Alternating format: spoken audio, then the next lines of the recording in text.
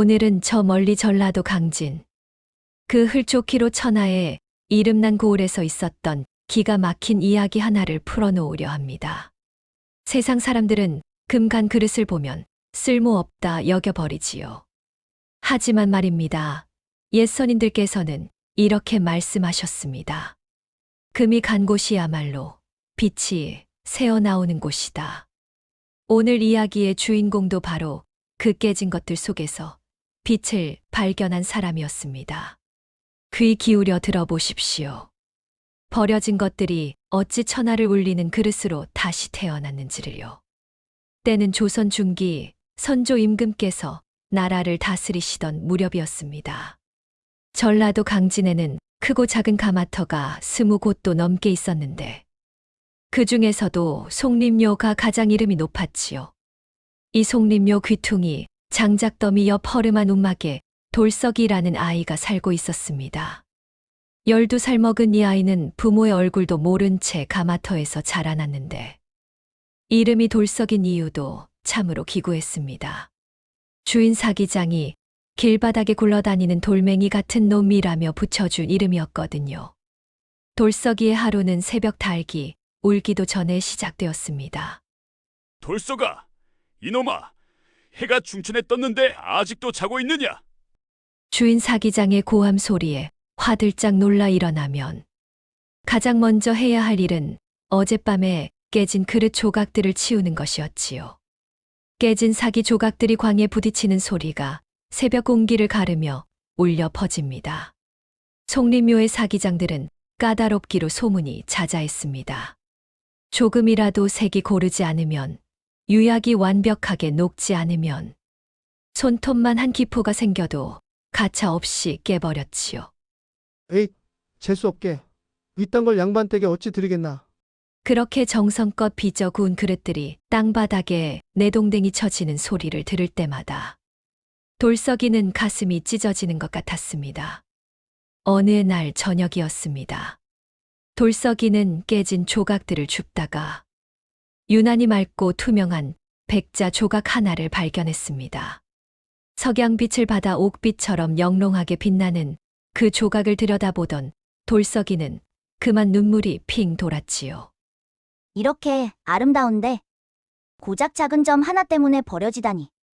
그날부터 돌석이는 남몰래 깨진 조각 중에서 특히 아름다운 것들을 골라 움막 구석에 모으기 시작했습니다. 다른 일꾼들은 그런 돌석이를 보고 비웃었지요. 허! 저 바보 좀 보게. 깨진 사기 조각을 모아서 뭘 하려는 건가? 글쎄 말일세. 원래 머리가 모자란 누민이 그려. 하지만 돌석이는 아랑곳하지 않았습니다. 밤마다 호롱불을 켜고 그 조각들을 하나하나 어루만지며 중얼거렸지요. 너희들은 버려진 게 아니야. 언젠가 다시 쓰일 날이 올 거야. 그렇게 세월이 흘러 돌석이가 15이 되던 해, 늦가을이었습니다. 매서운 가을바람이 가마터를 휘감아 돌고 나뭇잎들이 와사삭 소리를 내며 떨어지던 날이었습니다. 해가 뉘엿뉘엿 넘어가는 저녁 무렵 한 노스님이 가마터 앞을 지나다가 비틀거리며 주저앉았습니다. 돌석이는 마침 깨진 조각을 치우다가 그 모습을 보고 황급히 달려갔습니다. 스님, 괜찮으십니까? 노스님은 배를 움켜쥐고 있었습니다. 며칠을 굶은 것이 분명했지요. 돌석이는 주위를 둘러보았습니다. 물그릇 하나 변변한 게 없었습니다. 급한 마음에 돌석이는 자신이 아끼던 깨진 백자 조각 중 오목한 것을 골라 샘물을 떠왔습니다. 스님, 이걸 드세요. 그리고는 품 안에 숨겨두었던 식은 주먹밥을 꺼내 드렸습니다. 사실 그것은 돌석이의 저녁 식사였지요. 하지만 돌석이는 주저없이 내밀었습니다. 노스님은 깨진 사기 조각에 담긴 물을 들이켜고 주먹밥을 천천히 드셨습니다.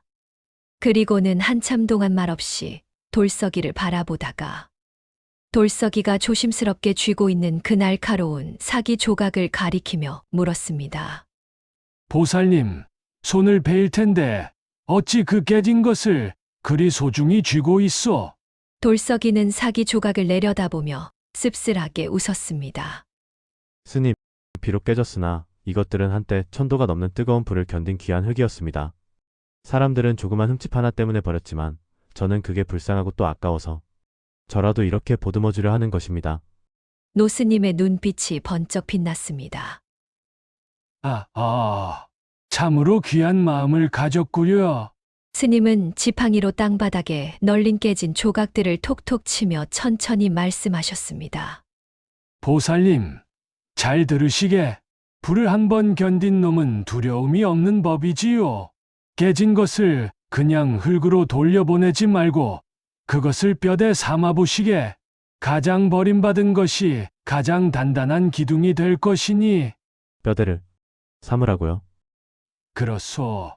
죽은 것은 다시 살릴 수 없지만 깨진 것은 다시 뭉칠 수 있는 법이지요. 세상에는 한 번 망가졌다고 끝이 아닌 것들이 많다오. 그 말을 남기고 노스님은 바람처럼 사라졌습니다. 돌석이는 그날 밤 호롱불을 켜놓고 깨진 사기 조각들을 한참 동안 들여다보았습니다. 뼈대 삼으라. 다시 뭉치라. 이 날카롭고 딱딱한 것을 어떻게? 생각은 꼬리에 꼬리를 물었습니다. 그런데 문득 어렸을 적 본 광경이 떠올랐습니다. 흙을 다지는 장인이 모래와 자갈을 섞어 벽을 만들던 모습. 그렇다. 단단한 것과 부드러운 것을 섞으면 돌석이의 눈이 반짝 빛났습니다. 다음 날 새벽부터 돌석이는 미친 사람처럼 움직이기 시작했습니다. 맷돌을 갈아 깨진 사기 조각들을 가루로 만드는 소리가 가마터에 울려 퍼졌습니다.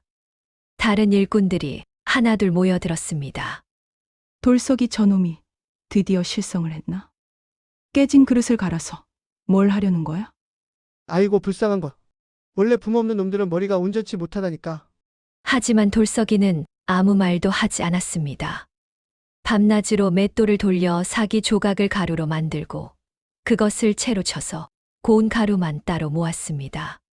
손바닥에는 물집이 잡히고 터졌지만 돌석이는 멈추지 않았습니다. 일주일이 지나자 항아리 가득 고운 사기 가루가 모였습니다. 이제 본격적인 실험이 시작되었지요. 돌석이는 샘터에서 파온 찰진 생을게 그 사기 가루를 조금씩 섞기 시작했습니다. 처음에는 비율을 알 수 없었습니다. 사기 가루를 너무 많이 넣으니 흙이 뭉쳐지지 않고 뚝뚝 부서졌습니다. 반대로 너무 적게 넣으니 일반 흙과 다를 바가 없었지요. 이게 아닌데. 실패를 거듭하며 한 달이 흘렀습니다. 돌석이의 손은 갈라지고 피가 배어났습니다. 주인 사기장은 돌석이를 불러 호통을 쳤습니다. 이놈! 내 본분이 뭐냐? 그릇 깨진 거나 치우고 장작이나 패야지. 쓸데없는 짓거리는 왜 하고 자빠졌느냐? 주인 나리, 제발 조금만 더 기다려 주십시오. 분명히 되살릴 수 있습니다. 되살려? 깨진 그릇을! 허하! 이놈이 정녕 미쳤구나. 그날 밤 돌석이는 움막에 앉아 눈물을 흘렸습니다. 하지만 포기할 수 없었습니다. 스님의 그 말씀이 귓가에 맴돌았으니까요. 깨진 것은 다시 뭉칠 수 있는 법이지요. 그러던 어느 날이었습니다. 돌석이는 송림묘에서 가장 실력 좋은 박 장인이 흙을 치대는 것을 지켜보고 있었습니다. 철썩, 철썩, 철썩. 박 장인은 흙덩이를 판자에 내리치며 공기를 빼고 있었습니다. 그때 돌석이는 중요한 것을 깨달았습니다. 그렇지? 흙과 사기 가루를 그냥 섞으면 안 돼. 둘을 완전히 하나로 만들어야 해. 돌석이는 다시 작업에 몰두했습니다. 이번에는 생흙과 사기 가루를 섞은 뒤 밤새도록 치대고 두드리고 주무르기를 반복했습니다. 흙을 치대는 소리가 밤새 움막에서 새어나왔습니다. 손가락이 퉁퉁 붓고 어깨가 빠질 듯 아팠지만 돌석이는 멈추지 않았습니다. 사흘 밤을 꼬박 세우고 나서야 드디어 돌석이는 만족스러운 반죽을 얻어냈습니다.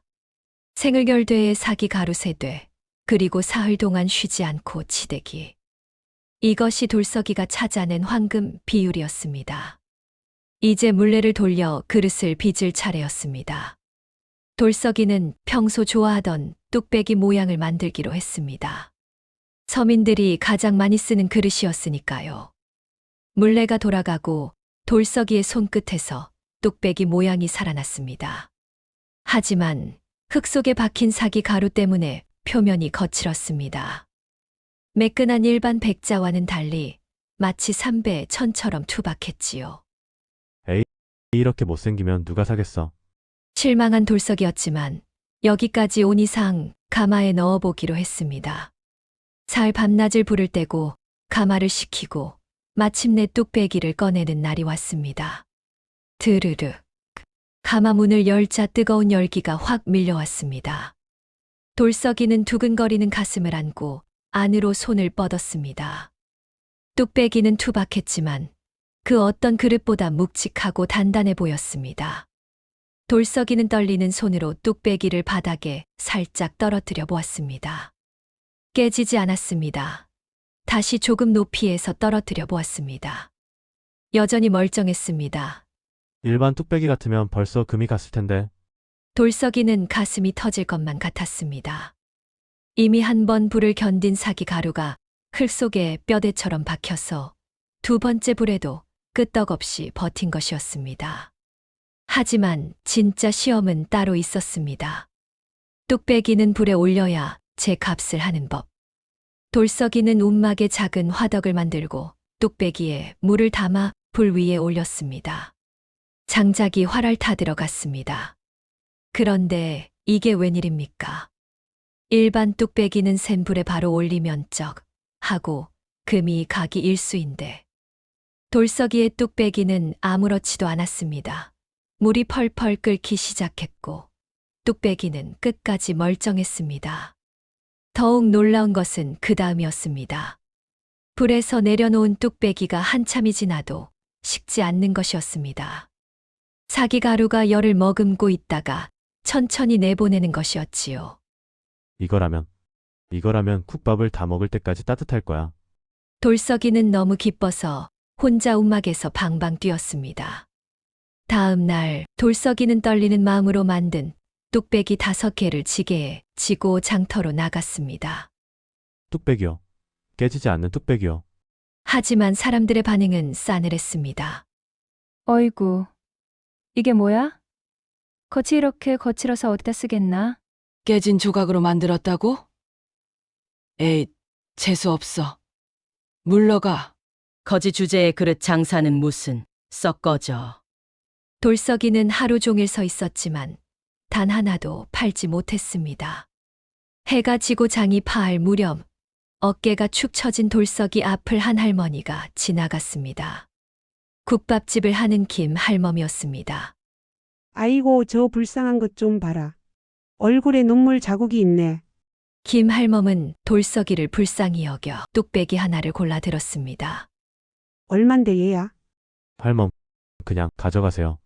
뭐? 대신 이 뚝배기가 정말 좋은지 나쁜지 써보시고 말씀해주세요.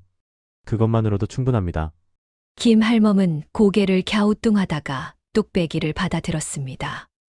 사흘이 지났습니다. 돌석이는 장터에 다시 나갔지만 이번에는 빈 지게만 메고 있었습니다. 국밥집 할멈께 소식을 듣기 위해서였지요.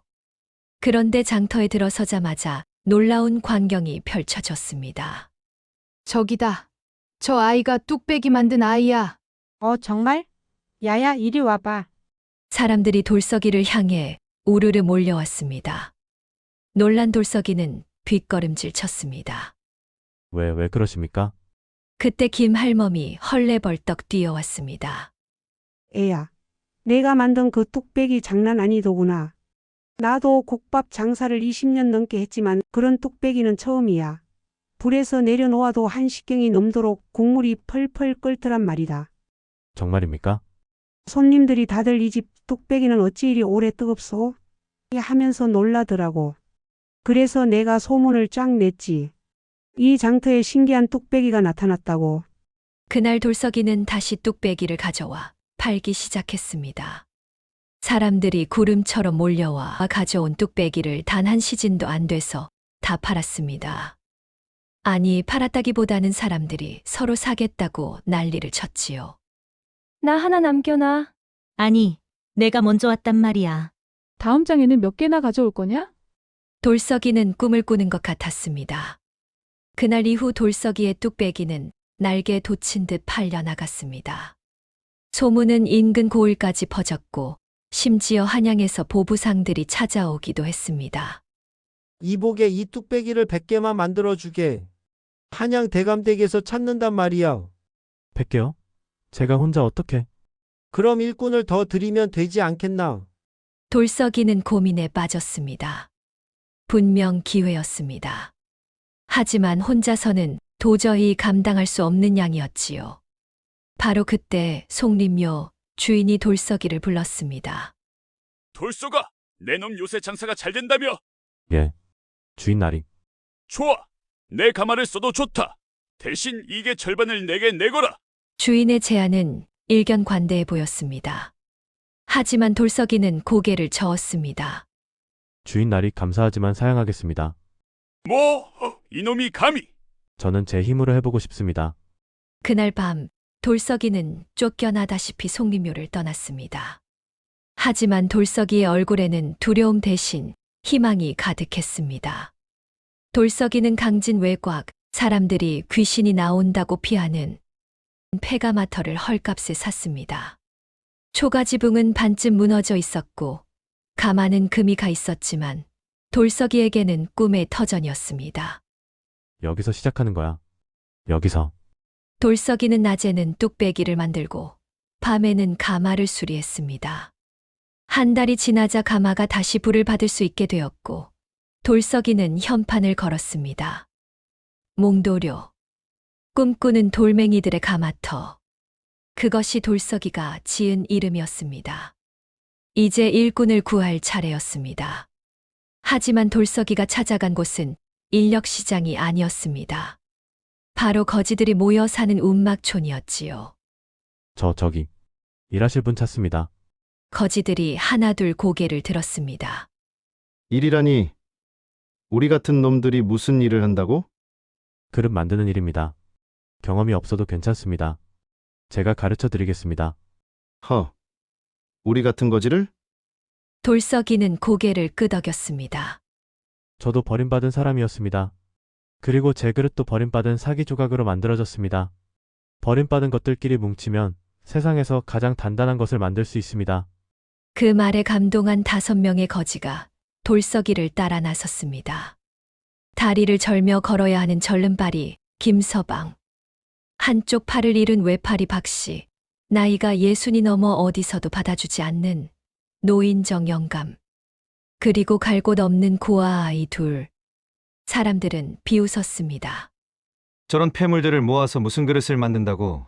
몽도류라더니 정말 돌멩이들만 굴러다니는 곳이 되겠구만. 하지만 돌석이는 개의치 않았습니다. 첫날 5사람을 모아놓고 돌석이는 이렇게 말했습니다. 여러분, 세상은 우리를 쓸모없다고 버렸습니다. 하지만 제 눈에는 여러분 모두가 불을 견딜 준비가 된 진짜 사람들로 보입니다. 정 영감이 쓴 웃음을 지었습니다. 주인 날이 고맙긴 하지만 우린 손도 성하지 못하고 힘도 없는데 무슨 일을 하겠습니까? 걱정 마십시오. 각자의 몸에 맞게 일을 나누면 됩니다. 외팔이 박씨는 한 손으로도 맷돌을 돌릴 수 있고 절름발이 김서방은 앉아서 물레를 돌릴 수 있습니다. 정 영감은 오랜 세월의 경험으로 불의 세기를 가장 잘 아실 테고요. 사람들의 눈빛이 조금씩 살아났습니다. 그리고 돌석이는 잠시 말을 멈추었다가 천천히 이어갔습니다. 이곳에서 나온 이게 절반은 여러분이 가져가십시오. 네. 절반이라고요? 모두가 놀라 벌떡 일어섰습니다. 주인 나리. 그럼 나리는 뭘 먹고 사십니까? 나머지 절반으로도 충분합니다. 저는 혼자지만 여러분은 가족이 있지 않습니까? 내가 주인이라지만 흙을 만지고 불을 지피는 건 여러분의 손입니다. 당연히 여러분이 더 많이 가져가야지요. 그 말에 정영감이 눈물을 뚝뚝 흘렸습니다. 주인 날이 평생 이런 대접은 처음입니다. 대접이 아닙니다. 당연한 겁니다. 그날 이후 몽도료의 불꽃은 밤낮으로 꺼지지 않았습니다. 흙을 치대는 소리, 물레가 돌아가는 소리, 가마에 불을 지피는 소리. 5사람은 처음으로 자신의 노동이 자신의 것이 된다는 기쁨을 알았습니다. 밤을 새워 일해도 피곤한 줄 몰랐습니다. 오히려 새벽마다 먼저 일어나 가마에 불을 지폈지요. 주인 나리, 오늘은 제가 먼저 왔습니다. 아니, 내가 더 일찍 왔다고. 돌석이는 그런 그들을 보며 미소 지었습니다. 혼자였다면 절대 만들 수 없는 양의 그릇들이 쌓여갔습니다. 그리고 그 하나하나에는 만든 사람의 혼이 담겨 있었습니다. 석 달이 지나자 몽도료의 명성은 전라도를 넘어 충청도까지 퍼졌습니다. 뚝배기뿐만 아니라 항아리, 물병, 요강까지 온갖 종류의 그릇을 만들었지요. 그 중에서도 특히 인기를 끈 것은 간장독과 된장독이었습니다. 사기가루가 섞인 옹기는 숨구멍이 적당히 있어서 발효가 기가 막히게 잘 되었거든요. 아니, 이 집 간장은 어찌 이리 깊은 맛이 나는 거요? 전부 몽도류 독에 담가서 그렇다오. 독이 숨을 쉬어서 간장이 살아있다니까. 소문은 마침내 한양까지 닿았습니다. 어느 날 몽도료의 말을 탄 관속 하나가 나타났습니다. 주인장을 만나러 왔소. 돌석이가 나가자 관속은 문서 하나를 꺼냈습니다. 궁궐진 상청에서 나왔소. 소문을 듣고 왔는데 그대의 옹기를 임금님 수라상에 올릴 간장독으로 쓰고자 하오. 임금님, 수라상이요? 돌석이는 꿈만 같았습니다. 고작 몇 해 전까지만 해도 깨진 조각을 치우던 머슴이 이제 임금님께 그릇을 바치게 되다니. 하지만 기쁨도 잠시 관속이 덧붙인 말에 돌석이의 얼굴이 굳어졌습니다. 다만 한 가지 조건이 있소. 한양의 공소 대행수가 그대의 옹기를 시험해보겠다고 하니 석 달 뒤 한양으로 올라오시오. 공소라면 궁궐의 그릇을 납품하는 곳 아닙니까? 그렇소. 대행수 되시는 분이 천안 깨진 조각으로 만든 그릇을 어찌 감히 궁궐에 드리려 하느냐며 크게 노하셨소. 그래서 공정한 시험을 통해 가려보자고 하신 것이오. 돌석이는 각오를 다졌습니다. 알겠습니다. 가겠습니다. 석 달 뒤 돌석이는 자신이 직접 만든 최고의 간장독을 수레에 싣고 한양으로 향했습니다. 정영감과 김서방도 함께 따라왔지요. 한양에 도착하자 돌석이 일행은 한성붓들로 안내되었습니다. 거기에는 벌써 구경꾼들이 수십 명이나 모여 있었고 높은 평상 위에는 한성부 판윤이 앉아 계셨습니다. 그리고 마당 한가운데 비단 옷을 입은 중년 남자가 서 있었습니다. 공소의 대행수였습니다. 그의 옆에는 매끈하고 아름다운 백자 간장독이 놓여 있었지요. 대행수는 돌석이 일행을 보더니 코웃음을 쳤습니다. 커, 이것들 좀 보게. 거짓골들이 군색하게 수레 하나 끌고 왔구만. 구경꾼들이 웃었습니다. 돌석이는 차분히 수레에서 자신의 간장독을 내렸습니다. 투박하고 거친 표면의 옹기였습니다. 대행수의 매끈한 백자 독과는 확연히 달랐지요. 대행수가 큰 소리로 말했습니다. 판윤나리, 보십시오. 저거지가 가져온 게 뭡니까?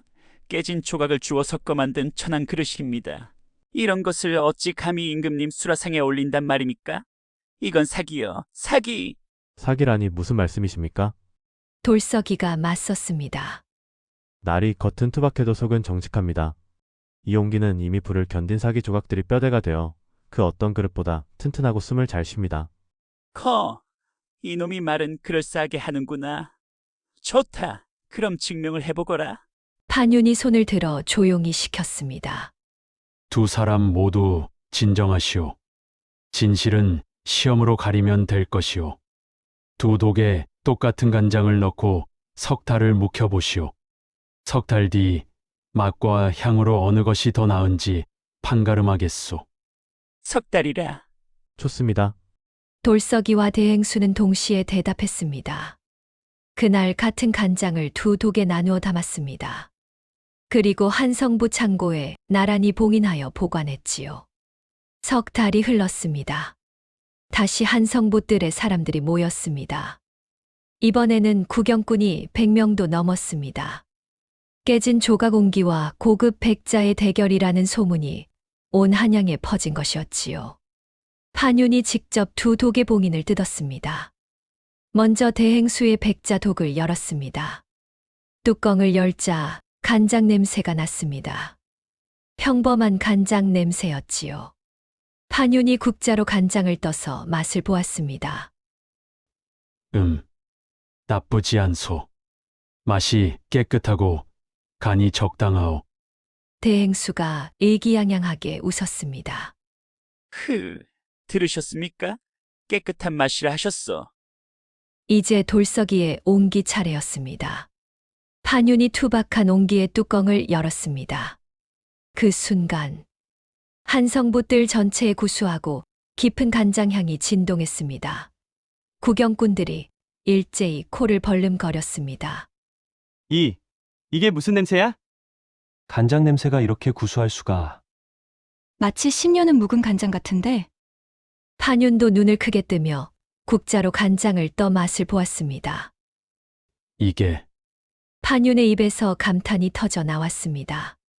이 맛은 깊고 또 깊소. 마치 산의 전기를 머금은 듯, 바다의 기운을 담은 듯. 같은 간장을 넣었는데 어찌 일이 다른 것이오? 돌석이가 공손히 대답했습니다. 판윤 나리 옹기는 숨을 쉽니다. 제 옹기에는 이미 불을 견딘 사기 조각들이 고르게 박혀 있어 그 사이사이로 공기가 드나듭니다. 그래서 간장이 살아 숨쉬며 제대로 익는 것입니다. 대행수가 벌떡 일어났습니다. 아니, 이건 속임수요. 필시 다른 간장을 넣었을 것이요. 증거가 있소? 판윤의 날카로운 눈빛에 대행수는 할 말을 잃었습니다. 판윤이 선언했습니다. 네, 이제 분명히 알았소. 겉만 번지르르한 새 흙과 시련을 견뎌내고 다시 뭉친 흙 중 어느 것이 진짜 명품인지를. 이 돌석의 옹기야말로 임금님 수라상에 올릴 진짜 그릇이오. 구경꾼들이 환호했습니다. 대행수는 그 자리에 주저앉았습니다. 얼굴이 새하얗게 질린 채로. 그날 이후 몽도료의 옹기는 궁궐 진상품이 되었습니다. 임금님께서 직접 깨진 것에서 새로움이 나오는구나라며 칭찬하셨다는 소문까지 돌았지요. 주문이 쏟아졌습니다. 한양의 양반댁에서, 큰 사찰에서, 심지어 중국 사신들까지 몽도료의 옹기를 찾았습니다. 돌석이는 더 많은 사람을 고용했습니다. 하지만 여전히 같은 원칙을 지켰지요. 솜씨가 아니라 마음을 봅니다. 버림받은 적이 있는 사람, 다시 일어서고 싶은 사람이라면 누구든 환영합니다. 몽도료에는 다리 저는 사람, 한쪽 눈 먼 사람, 귀 먹은 사람, 나이 많은 사람들이 모여들었습니다. 사람들은 그들을 몽돌 식구라 불렀습니다. 그리고 돌석이는 약속을 지켰습니다. 이익의 절반을, 아니 때로는 그 이상을 일꾼들에게 나누어 주었습니다. 주인 나리, 이러시면 나리는 뭘 먹고 사십니까? 걱정 마시오. 혼자 먹으면 체하지만 나누어 먹으면 배가 부른 법이오. 자네들 주머니가 차야 내 마음이 든든하오. 일꾼들은 눈물을 흘렸습니다. 그리고 더욱 정성껏 그릇을 만들었습니다. 밤낮 없이 불을 지폈습니다. 몽도료의 불꽃은 사계절 내내 꺼지지 않았고 거기서 나온 그릇들은 하나같이 혼이 담겨 있었습니다. 세월이 물 흐르듯 흘러 20년이 지났습니다. 돌석이는 이제 40이 되었고 몽도료는 조선 팔도에서 가장 유명한 가마터가 되었습니다. 돌석이의 재산은 10,000냥이 넘었고 전국의 몽도료 지점이 10군데나 생겼지요. 하지만 돌석이는 여전히 흙 묻은 작업복을 입고 있었습니다. 비단옷을 입으라는 주변의 권유에 돌석이는 이렇게 대답했지요. 비단옷은 흙을 만질 수 없소. 나는 평생 흙을 만지다 죽을 사람이요. 어느 봄날이었습니다. 돌석이는 큰 결심을 하고 몽도료 식구들을 모두 모았습니다. 100명이 넘는 사람들이 모였지요. 여러분, 오늘 중요한 발표가 있습니다. 모두가 숨을 죽이고 들었습니다. 저는 은퇴하려 합니다. 일동이 놀라 벌떡 일어섰습니다. 주인 나리, 무슨 말씀이십니까? 아직 한창 일할 나이인데요. 돌석이는 조용히 손을 들어 그들을 진정시켰습니다. 여러분, 저는 이제 처음 시작했던 그 자리로 돌아가려 합니다. 몽돌료는 이제 여러분 것입니다. 저희 것이라뇨? 그렇습니다. 이 가마터의 지분을 여러분께 모두 나누어 드리겠습니다. 일한 시간과 노력에 따라 공평하게 말입니다. 정영감이 이제는 80이 넘은 백발의 노인이 된 그가 눈물을 흘리며 물었습니다. 주인 나리, 그럼 나리는 뭘 가지고 가실 겁니까? 돌석이가 빙그레 웃었습니다. 이 두 손이면 충분합니다. 하지만 돌석이의 결정은 거기서 끝이 아니었습니다. 다음 날 돌석이는 강진고을의 원님을 찾아갔습니다. 원님, 제가 평생 모은 재물로 학당을 세우고 싶습니다. 학당을? 돈이 없어 기술을 배우지 못하는 아이들을 위한 도예 학당입니다. 무료로 기술을 가르치고 먹여주고 재워주고 싶습니다. 원님이 감탄했습니다. 허허, 그대야말로 진정한 선비로다. 석 달 뒤 강진 앞바다가 보이는 언덕에 몽돌학당이라는 현판을 단 큰 기와집이 세워졌습니다. 돌석이는 조선 팔도에 방을 붙였습니다. 집안이 가난하여 배우지 못한 아이들이여 몽돌학당으로 오라. 흙 만지는 법을 가르치고 불 지피는 법을 가르치리라. 비용은 한 푼도 받지 않으리라. 첫 해에 20명의 아이가 왔습니다. 둘째 해에는 50명이 왔습니다. 셋째 해에는 100명이 넘게 찾아왔습니다. 돌석이는 그들에게 직접 흙을 치대는 법을 가르쳤습니다. 물레를 돌리는 법을 가르쳤습니다. 그리고 가장 중요한 것을 가르쳤습니다. 여러분, 깨진 것을 버리지 마십시오. 깨진 것 속에 새로운 시작이 있습니다. 세상이 여러분을 버렸다 해도 여러분 스스로를 버리지 마십시오. 불을 견디면 여러분은 그 무엇보다 단단해질 것입니다. 아이들은 그 가르침을 가슴에 새겼습니다. 또한 돌석이는 강진에 구휼청을 세웠습니다. 흉년이 들거나 병이 들어 살 길이 없는 백성들에게 쌀과 약을 나누어 주는 곳이었지요. 사람들이 물었습니다. 돌석나리, 이러시면 나리께서는 무엇을 남기실 겁니까? 돌석이는 하늘을 보며 대답했습니다. 재물은 흙과 같아서 한 곳에 쌓아두면 썩습니다. 하지만 흩뿌리면 거름이 되어 온 들판에 꽃을 피우지요. 나는 꽃을 피우고 싶을 뿐입니다. 그렇게 돌석이는 평생 모은 재물을 모두 나누어 주었습니다. 정말로 빈손이 된 돌석이는 강진 외곽, 자신이 처음 몽도료를 시작했던 그 낡은 움막으로 돌아갔습니다. 사람들이 만류했습니다. 나리, 차라리 학당에 머무르십시오. 아니면 제 집에라도 오십시오. 하지만 돌석이는 고개를 저었습니다. 아니요. 나는 처음 시작했던 그곳으로 돌아가야 합니다. 모든 것은 흙에서 왔으니 흙으로 돌아가는 것이 순리입니다. 움막에서 돌석이는 작은 텃밭을 일구며 소일했습니다. 배추를 심고 물을 심고 고추를 심었습니다. 가끔 몽돌학당 아이들이 찾아오면 차 한 잔을 내어주며 이야기를 들려주었지요. 세월은 또 흘러 돌석이가 예순을 바라보던 어느 겨울이었습니다. 매서운 북풍이 불고 눈이 소복소복 내리는 날이었습니다. 돌석이는 움막 처마 밑에서 자신이 처음 만들었던 그 투박한 뚝배기에 차를 끓이고 있었습니다. 50년 가까이 된 뚝배기였지만 여전히 멀쩡했지요. 차가 끓는 소리가 고요한 설경 속에 울려 퍼졌습니다. 그때였습니다. 눈밭을 밟고 누군가 다가오는 소리가 들렸습니다. 돌석이가 고개를 들자 허리가 굽은 노스님이 지팡이를 짚고 서 계셨습니다. 돌석이는 그 순간 알아보았습니다. 50년 전 그날 저녁 자신에게 화두를 던져주셨던 바로 그 스님이었습니다. 스님. 노스님이 빙그레 웃으셨습니다. 보살님, 오래간만이로군요. 스님, 정녕 그 스님이십니까? 그렇소. 약속했던 거 기억하시오? 깨진 것을 뼈대 삼으라 했지요. 돌석이는 벌떡 일어나 큰 절을 올렸습니다. 스님, 은혜를 잊은 적이 없습니다. 스님 말씀 덕분에 저는 목이 메어 말을 잇지 못했습니다. 노스님은 돌석이를 일으켜 세우시고 움막 안으로 들어가셨습니다. 돌석이는 떨리는 손으로 그 오래된 뚝배기의 차를 따라 스님께 드렸습니다. 노스님은 차를 받아 들고 한참 동안 뚝배기를 살펴보셨습니다. 보살님이 처음 만드신 것이지요? 예, 그렇습니다.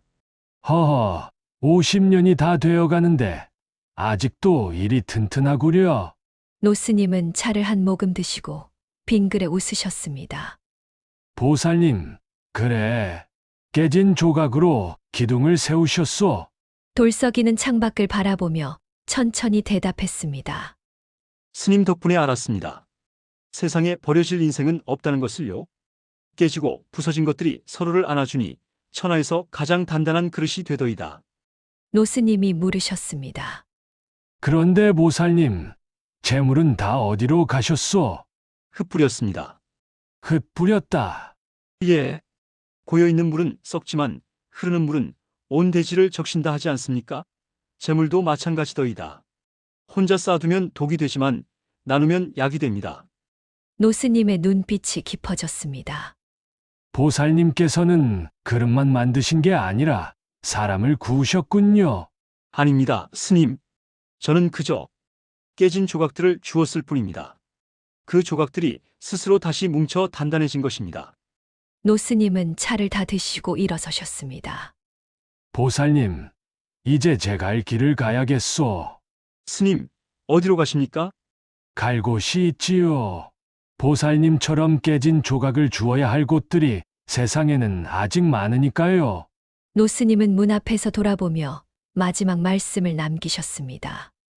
보살님, 금이 간 곳에서 빛이 새어 나온다 했지요.